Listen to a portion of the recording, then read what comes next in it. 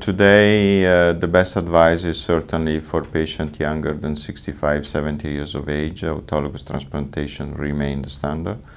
And we also suggest to give a free drug combination induction, including proteasome inhibitor and possibly IMiD, with 4 cycles of induction, followed by autologous transplantation, followed by, let's say, 2-4 consolidation cycles of the same free drug combination, followed by maintenance.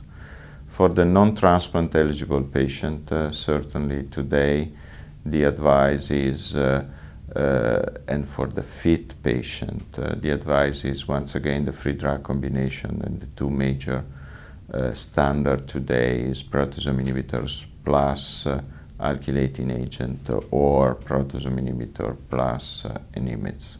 For another 30% of patients, the non-transplant eligible with comorbidities, the so-called frail patient, probably a 2-drug combination, an oral approach is certainly suggested.